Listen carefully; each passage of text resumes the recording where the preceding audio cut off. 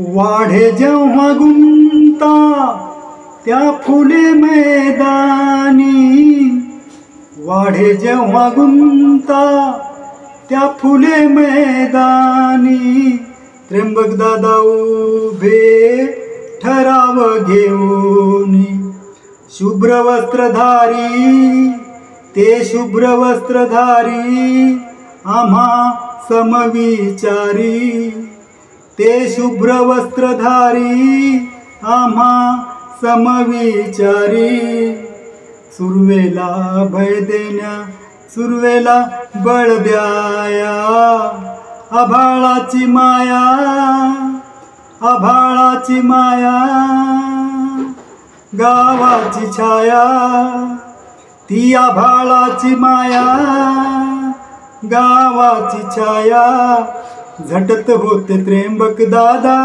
गाव पुढे न्याया, झटत होते त्र्यंबक दादा गाव पुढे न्याया, आभाळाची माया गावाची छाया ती आभाळाची माया, गावाची छाया, झटत होते त्र्यंबक दादा गाव पुढे न्याया, झटत होते त्र्यंबक दादा गाव पुढे न्याया.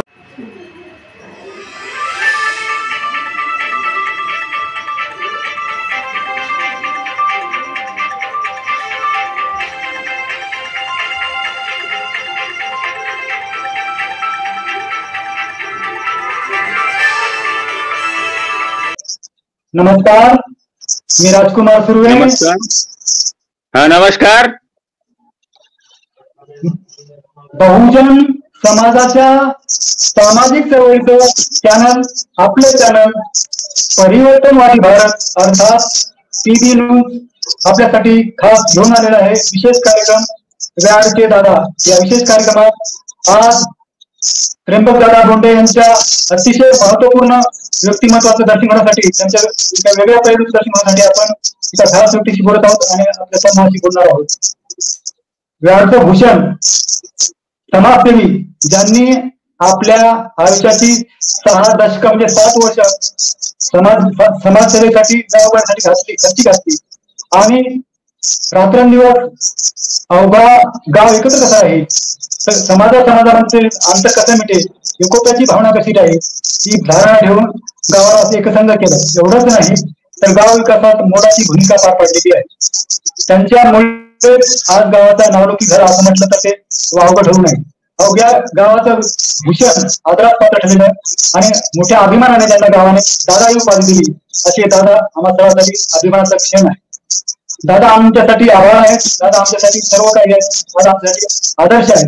अशा दादाच्या आपण सर्व मिळून गावाच्या वतीने अभिष्ट चिंतन सोहळा, त्याला हिंदू धर्माच्या संस्कृतीमध्ये असं म्हणतात की सहस्त्र चंद्र दर्शन सोहळा, म्हणजे अर्थातच वयाच्या 80 वर्षाचा साधून आपण नागरी धर्म करत आहोत, नागरी गौरव करत आहोत. त्याचबरोबर त्यांच्या बहुगुणी आयामी व्यक्तिमत्वाविषयी, त्यांच्या विविध व्यक्तीचं दर्शन घेण्यासाठी आणि त्याचबरोबर त्यांच्या जीवन कार्याच्या अनुषंगाने एक महाकाय आणि न भूतो न भविष्यती आणि व्याडच्या इतिहासातील पहिल्यांदाच असं घडत आहे. आपण एक मोठा गौरवग्रंथ प्रसिद्ध करत आहोत. या गौरवग्रंथाच्या माध्यमातून मला म्हणजे दादा काय आहे, तुम्हाला म्हणजे दादा काय आहे आणि दादांचं जीवन कार्य काय हे अधोरेखित होणार आहे. या मोठ्या मोहिमेमध्ये, या मिशनमध्ये सकल व्यापारी गुंतलेले आहेत, सर्वांनी व्यापून घेतलेले आहे आणि मोठा प्रोजेक्ट आपण सगळे करत आहोत. आणि हे भाग्य मला लाभलंय की त्यांचा गौरव सोहळा होत असताना ही संकल्पना ही माझीच आहे आणि त्यांचा गौरव सुद्धा माझ्या माध्यमातून समाजापुढे येतोय, गावापुढे येतोय, जिल्ह्यामध्ये येतो आणि राज्यात जाईल. हे मोठं काम आपण सगळे मिळून करत आहोत. हे काम संकल्पना जरी माझी असली तर गावच्या प्रत्येक नागरिकाच्या त्याच्यामध्ये खूप मोठं योगदान आहे. यात आज आपण महत्वाच्या विषयावर बोलत आहोत. याआधी आपण दादांच्या विविध पैलूंचं दर्शन घेण्यासाठी वेगवेगळ्या मान्यवरांशी पुढे बोलणारच आहोत. पण आज आपण एक महत्वाचा पैलू दादाचा आहे त्या संदर्भात बोलणार आहोत आणि त्यासाठी बोलण्यासाठी त्र्यंबक दादा बोंडे यांचा एक मोठे जमीनदार म्हणून उल्लेख होतोय. 100 एकराची धनी आहे. आणि एका तर असं होतं त्यांच्याकडे 25-26 लोक कामाला होते आणि रोजगार त्यांनी पूर्ण गावाला दिलेला आहे. निंदाचं काम असेल, शेतीचे काम असेल, तिथे दररोज आपल्याला शेकडो महिला काम करताना दिसतात. अशा संबंधात दादांचं कामगाराशी असणारं नातं काय आहे, दादांनी ज्यांना कामाला ठेवलं की त्यांची भूमिका काय, त्यांचा दृष्टिकोन काय, आणि या संबंधाने आपण काही लोकांशी बोलणार आहोत. आणि अतिशय महत्वाची व्यक्ती आज माझ्या समोर आहे, वसंत सुर्वे, ज्यांनी खूप वर्ष दादांची सेवा केली, इमानीदार सेवा केली. आणि त्या सेवा केली असं नाही तर ग्रामपंचायतच्या निवडणुकीमध्ये दादांनी स्वतःच्या वार्डमध्ये, स्वतःच्या खिच्यामध्ये त्यांना मोठा विश्वास टाकून त्यांना प्रतिनिधी दिलं आणि त्यांचा विश्वास सार्थ ठरला. असे वसंतराव सुर्वे आपल्यासोबत आहे. अधिक वेळ घालता मी त्यांच्याशी शेअर करतोय. वसंतराव, तुमचं स्वागत आहे या विशेष कार्यक्रमामध्ये.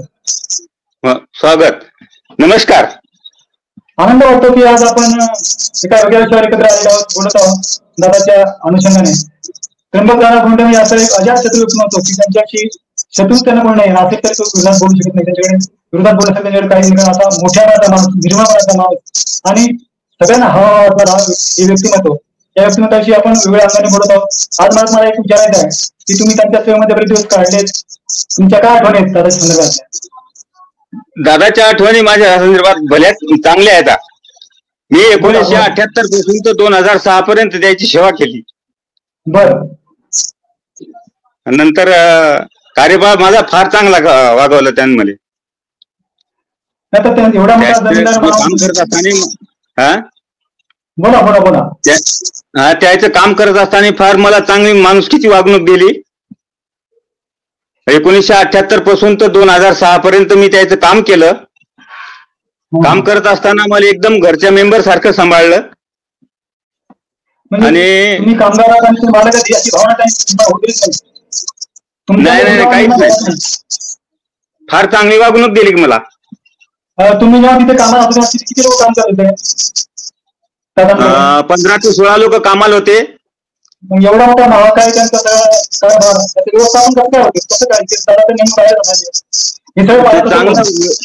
चांगलं काम, व्यवस्थित काम होतं, त्याचं नियोजन चांगलं होतं कामाचं. 15-16 लोक वागवत होते ते.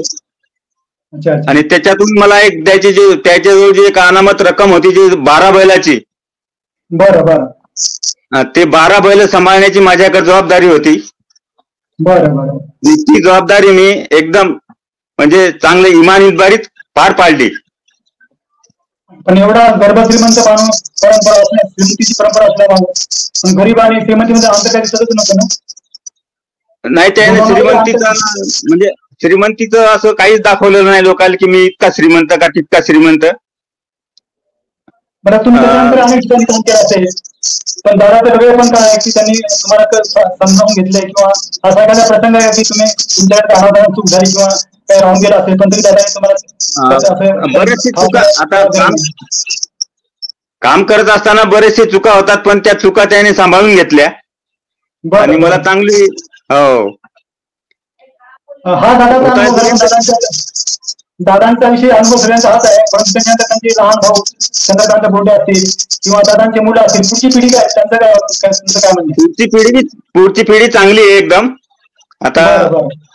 हो, पुढची पिढी बी चांगली आहे. मी जर तुम्हाला असं विचारलं की तुम्ही इतके दादाच्या सेवेमध्ये होता आणि दादाच्या संदर्भात तुम्हाला 2 वाक्यात बोलत झालं की दादांचे 2 गुण कोणते मला आवडते, काय सांगा? दादाचे गुण म्हणजे एवढ्या आवडले की एकदम म्हणजे निर्व्यसनी, पहिली गोष्ट. हो. आणि दुसरी गोष्ट इमानदार. या 2 गोष्टी मला फार आवडल्या. त्यांच्या शब्दाला फार महत्व आहे. हो, त्यांच्या जीवनामध्ये त्यांनी शब्द पाळलेला आहे आणि त्याच्यामुळे त्यांची खूप आहे.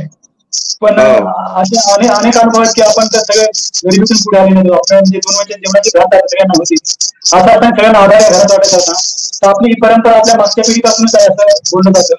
तर हे आधीपासून असंच आहे का त्यांचं वागणं? मागेला असं जसं आहे तसंच आतापर्यंत चालू आहे. ज्ञानबा भोंडे, लक्ष्मी भोंडे, तुम्ही आता आमच्यापेक्षा मोठी तुम्ही पाहत असेल त्यांच्या काळात. त्यांचे जे वडील होते ज्ञानबा भोंडे, आई लक्ष्मी भोंडे, यांचंच वर्णन मध्ये आलेलं आहे. यांचा सहवास मला लाभला काही दिवस. फार चांगलं मला लेकरासारखं सांभाळलं त्याने बी. आता गावचं राजकारण म्हणजे आता असं म्हणतात की सगळ्यात मोठं कठीण राजकारण गाव पातळीवर असते.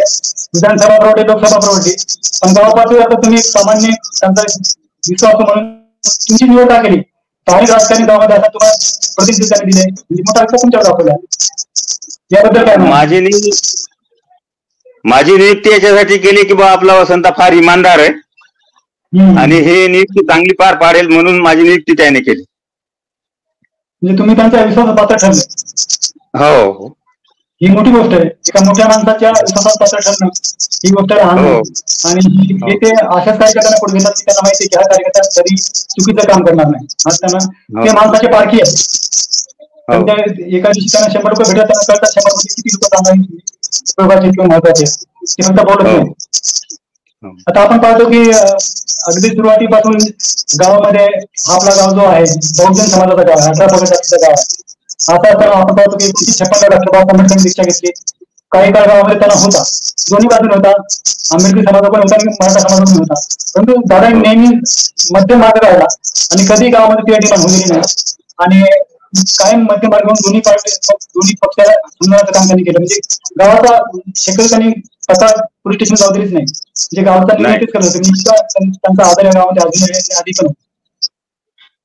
हा, कुठेतरी समजा एखाद्या वेळेस जर काही म्हणजे एखादी वस्तू समजा एखादी घटना घडली तर त्याने गावाच्या बाहेर कधीच जाऊ दिली नाही. ती आपसात मिटवून चांगलं काम केलं, एवढीच माझी भावना आहे. आणि कुठे गालबोट लागू दिलं नाही कोणाला. नाही तुम्ही काही राजकारण केलेलं आहे, तुम्हाला दादाचं राजकारण कसं वाटतंय? दादाचा आदर एकदम चांगला वाटला मला. त्यांचं राजकारण बेजेचं आहे, थोडा थोडीच आहे, गावाच्या विकासाचा आहे. चांगला कार्यक्रम केला त्याने, चांगलं. हो.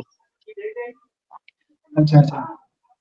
मला तुम्ही दादांकडे काही काम केलं, आता अनेक ठिकाणी पण काम करता, तरी तुम्हाला फरक काय वाटत? जाणवतं की सगळीकडे चांगलंच आहे.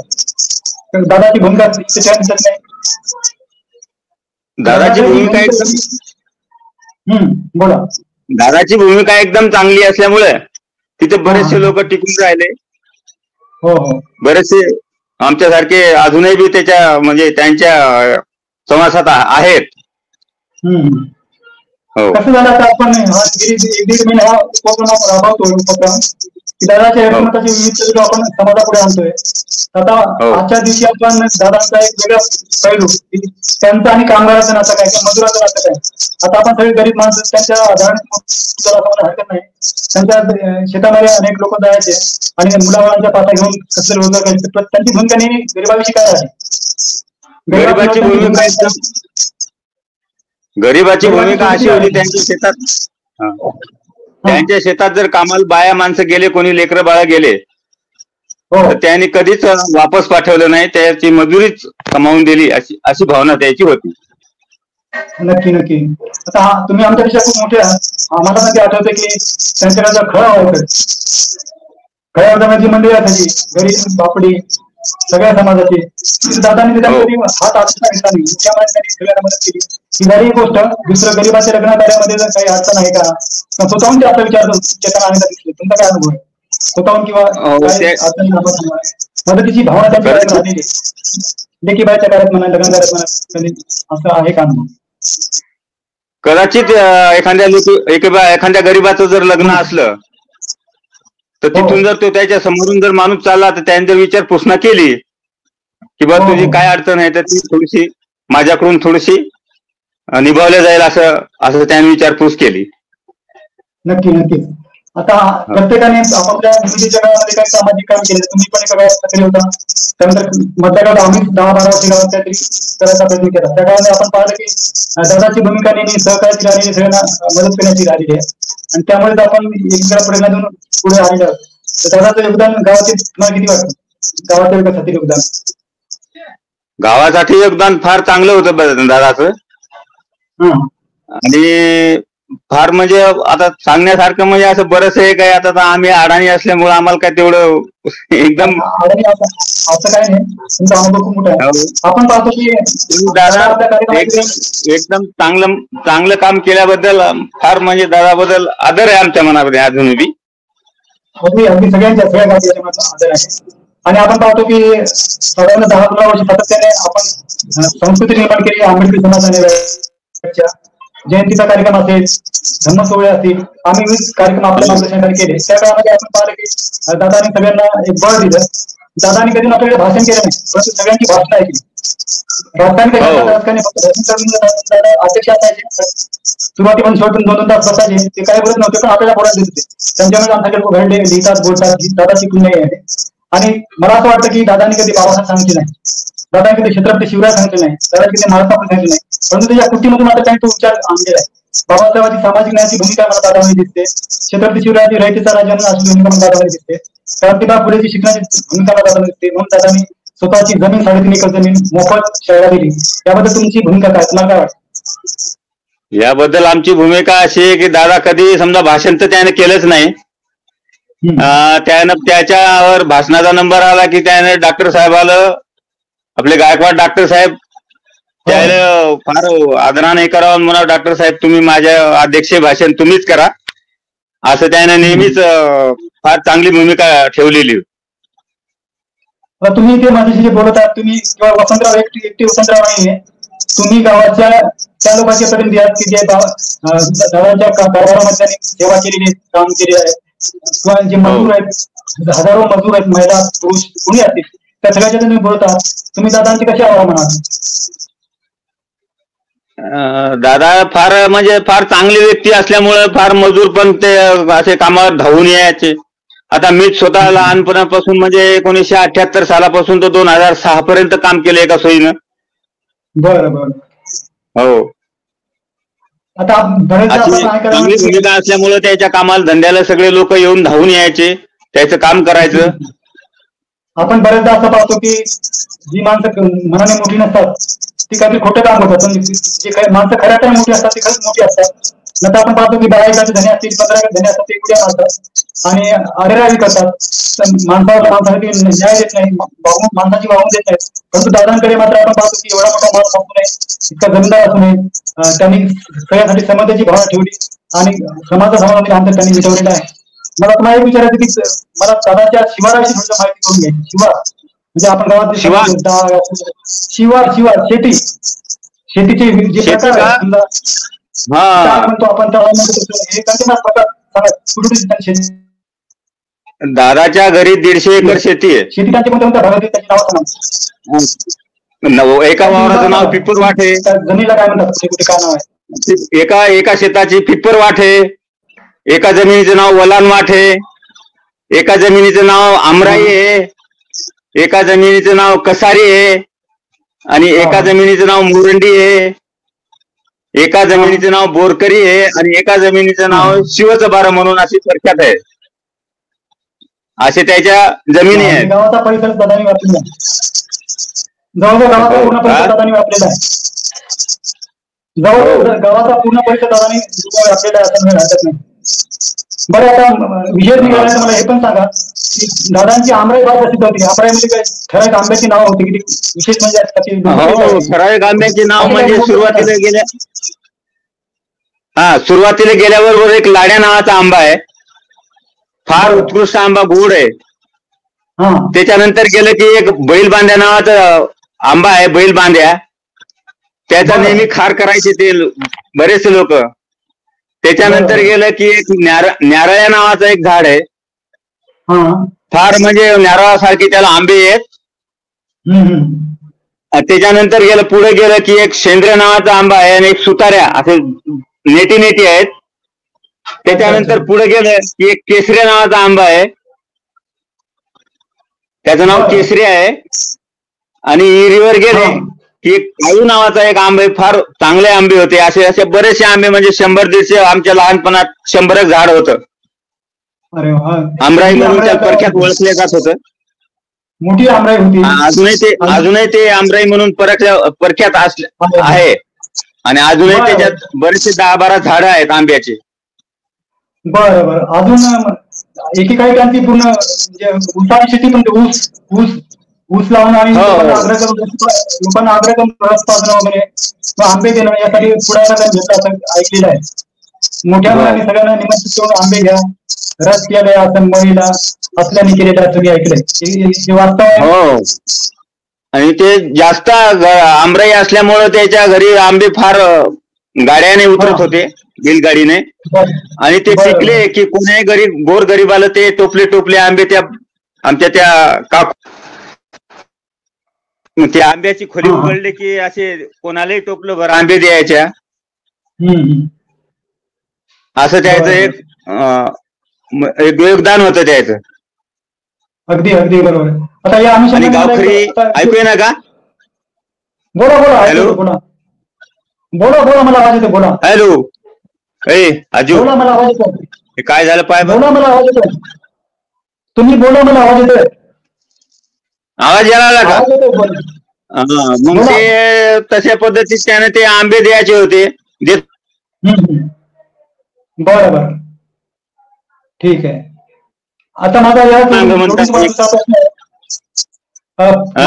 पुन्हा एक विषय मला तुम्हाला परत एक विचारायचं आहे. हॅलो, बोला बोला. हा जो मोठा कारभार आहे दादांचा, तर म्हणजे आम्ही अलीकडे पाहतोय की त्यांचं व्यवस्थापन एक दिवंगत आदरणीय नाही ते यादव हमाने यांनी अतिशय उत्कृष्टपणे केलंय आणि त्यांच्या विश्वासार्हतेचे ते पात्र ठरले. पूर्ण कारभार त्यांच्याकडे होता, तर त्यांचं व्यवस्थापन कसं असायचं? दादाचा विश्वास त्यांच्या किती होता? त्याच्या कारभारात एक माणूस होता, यादव हमाने म्हणून. होय होय. हा यादव हमाने म्हणून त्याच्या कारभारात माणूस असताना त्यांना आणि ते म्हणून काम करत होते.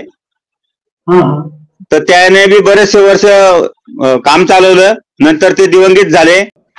अशा या बहुगुणी व्यक्तिमत्वा संदर्भात तुम्ही बऱ्याच काळ त्यांच्यासोबत राजकारणामध्ये काम केलेलं आहे. तुमचा दादाविषयीचा अनुभव काय आहे ते सांगा. अनुभव म्हणजे त्रिमक दादा जे आहेत, आम्हाला एक वडील समान आहे. वडील समान आहे ते आमच्या. आणि त्यांचा अनुभव म्हणजे त्यांनी एक आम्हाला म्हणजे एवढी संधी दिली त्यांनी की आम्हाला एक राजकारणामध्ये 10 वर्षाचा अनुभव आला. त्यांनी आम्हाला उभं केलं, त्यांच्यामुळे आम्हाला उभं राहता आलं. आणि तेव्हा काहीच माहिती नव्हतं राजकारण कसं असते, उभं कसं राहते, म्हणजे कुठलीच अनुभव नव्हता आम्हाला. पण एक त्यांच्या माग त्यांनी जसं म्हटलं तसं, कारण त्यांनी योग्यच मार्ग दाखवला आम्हाला आणि त्यांच्यामुळे खूप काही म्हणजे अनुभव आले. आणि त्याचा स्वभाव एक एवढा चांगला.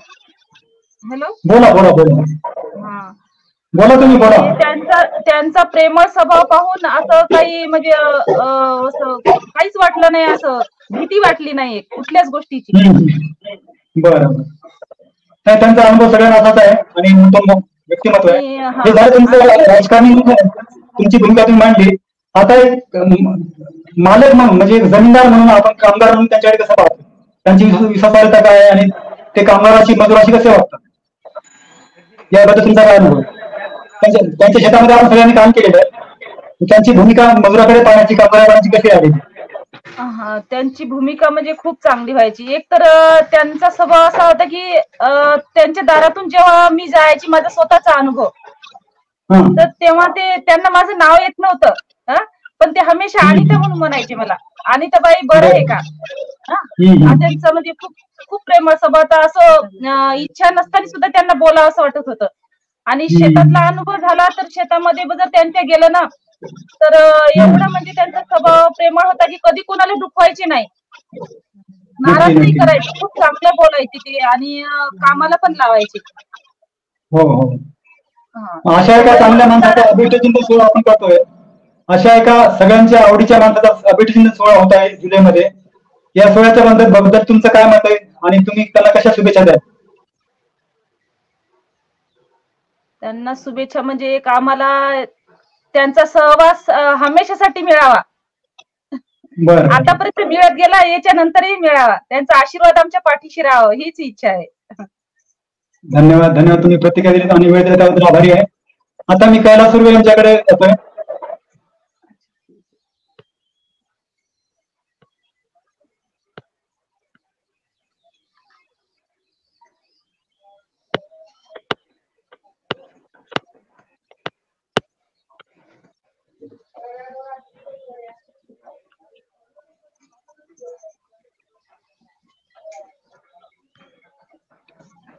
आवाज येतो माझा? हॅलो, हा येते.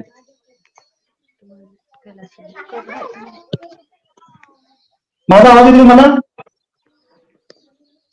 दादा माझा आवाज पोहोचतोय? हॅलो, कॅमेरा थोडा खाली घ्या. कॅमेरा थोडा खाली घ्या. कॅमेरा खाली घ्या. ते ना मग आता ठीक आहे. हा,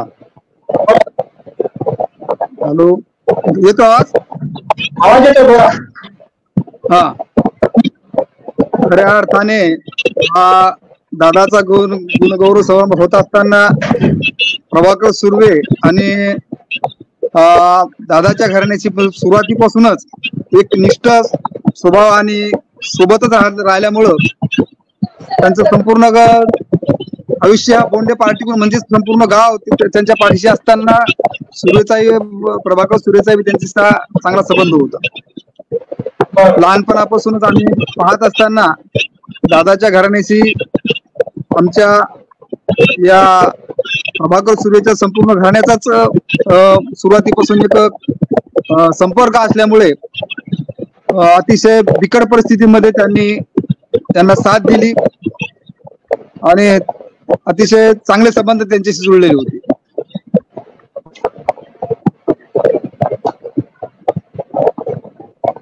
येतोय आवाज? हा, संबंध चांगले असल्यामुळे लहानपणापासून त्यांच्या घराण्याशी संबंध आमचा सुद्धा राहिलेला आहे. अजूनही तेच संबंध त्यांच्या नातवाशी, त्यांच्या घराण्याशी अजूनही तेच संबंध आहेत.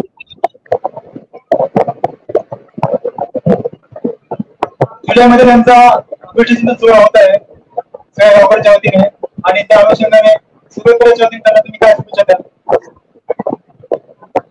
अतिशय महत्वाची भूमिका ही आपल्या चॅनल माध्यमातून या ठिकाणी होत आहे का या गावचे रत्न म्हणजेच दादा बोंडे यांचा गुणगौरव आपल्या चॅनलच्या माध्यमातून होत आहे. आम्ही सुद्धा संपूर्ण गावाच्या वतीने त्यांचा या वाढदिवसाच्या निमित्ताने गुणगौरव होत आहे त्यांना लाख लाख शुभेच्छा. विशेषतः मी भारतीय बौद्ध महासभेत काम करत असताना मी रिसोड तालुक्याच्या वतीने सुद्धा रिसोड तालुक्याचा संस्कार प्रमुख असल्यामुळे रिसोड तालुक्याच्या वतीने भारतीय बौद्ध महासभेच्या वतीने दादांना उदंड आयुष्य लाभो अशा पद्धतीची दादांना या ठिकाणी मी शुभेच्छा व्यक्त करतो. तुम्ही धर्म क्षेत्रामध्ये काम करताय आणि तुमचं काम आहे गावामध्ये प्रत्येक धर्म वाढला पाहिजे अशी प्रत्येकाची इच्छा असते. धर्म कार्यामध्ये तुम्ही पुढे पाऊल टाकताय, काहीतरी करू पाहताय, देव असेल, बुद्धमूर्ती असेल, धर्म परिषद असेल, काळजी काय असेल, धर्म प्रबोधन असेल, या अनुषंगाने दादाच्या परिवाराचा काय सहभाग होतो, प्रेरणा मिळते काय? अतिशय प्रेरणा म्हणजे प्रत्येक कार्यामध्ये कार्यक्रम कोणताही असो, धार्मिक कार्यक्रमामध्ये दादाची भूमिका अतिशय मोलाची भूमिका ठरलेली आहे. केवळ दादाचीच नसून जे संपूर्ण घरानं त्याच्यामध्ये कांता नाना असतील, विश्वनाथ नाना असतील, श्रीराम नाना असतील, सर्वच्या सर्वजण त्यांच्या नंतरची त्यांची जे नातवंड आहेत ते सुद्धा अतिशय या कार्यामध्ये अग्रेसर आहेत. कोणत्याही कामामध्ये कोणती भूमिका घेऊन त्यांच्याकडे गेले अतिशय महत्वाचा मोलाचं मार्गदर्शन करून प्रत्येक कार्यामध्ये आम्हाला सहभाग मिळवतात, त्यांचा मिळत असतो. अतिशय चांगल्या पद्धतीने आम्हाला ते सपोर्ट करतात. धार्मिक कार्यात सुद्धा अतिशय चांगल्या पद्धतीने आम्हाला त्यांचं सहकार्य मिळत असते. महत्वाची भूमिका तुम्ही मांडलेली आहे. परत कोणी बोलणार आहे का? कोणी नाही आता, नाही दुसरं आजच्या विशेष कार्यक्रमामध्ये वेगळ्या व्यक्तिमत्वाच्या पाठीशी आपण आहे. त्याच्या आधी आपण राजकारणी समाजकारणी खास करून त्याचा महत्वाचा आहे. एक धर्माला माणूस जमीनदार माणूस मजुराची काय भूमिका आहे की आपण वेगळ्या पद्धत सकाळपासून गावाकडे असणारी असतील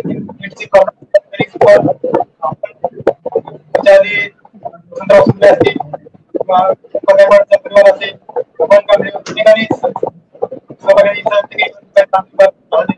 असेल तुम्ही जे बोलता ते गावाच्या वतीने समाजाच्या वतीने पुन्हा एकदा सगळ्यांचे आभार धन्यवाद. नमस्कार. नमस्कार.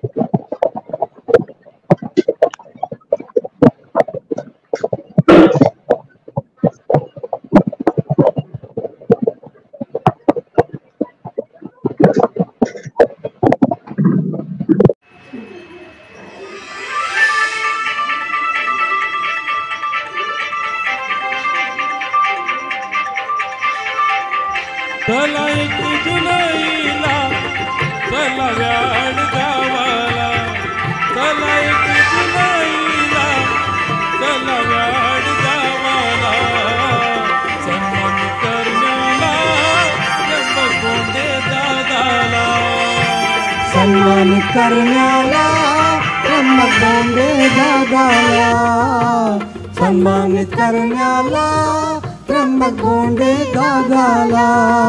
चला 1 जुलैला चला व्याड गावाला, चला 1 जुलैला चला व्याड गावाला, सन्मानित करण्याला त्र्यंबक बोंडे दादाला, सन्मानित करण्याला त्र्यंबक बोंडे दादाला, सन्मानित करण्याला त्र्यंबक बोंडे दादाला.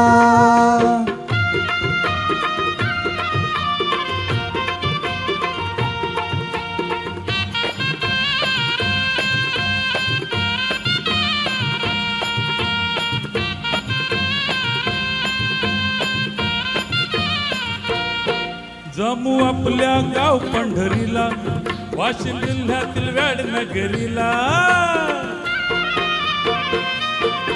जमू आपल्या गाव पंढरीला, वाशिम जिल्ह्यातील व्याड नगरीला, भेटू गावाचं भूषण त्या दिलदार राजाला, भेटू गावाचं भूषण त्या दिलदार राजाला, सन्मानित करण्याला त्र्यंबक बोंडे दादाला, सन्मानित करण्याला त्र्यंबक बोंडे दादाला.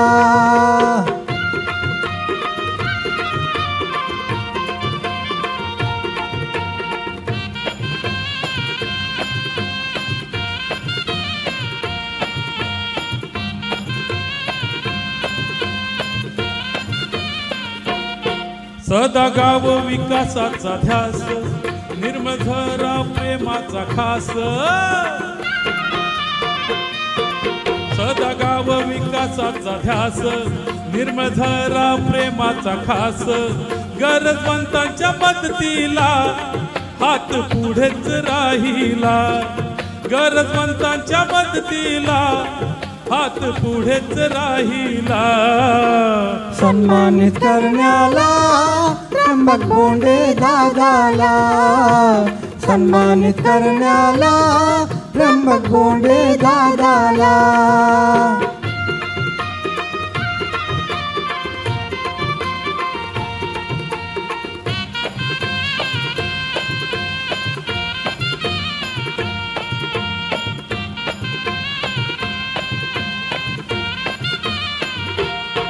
जरी जन्मला उच्च कुळी, जात पात न मानली मुळी, जरी जन्मला उच्च कुळी, जात पात न मानली मुळी, आपल्या मालकीची जमीन दिली मोफत शाळेला, आपल्या मालकीची जमीन दिली मोफत शाळेला, सन्मानित करण्याला त्र्यंबक बोंडे दादाला, सन्मानित करण्याला त्र्यंबक बोंडे दादाला.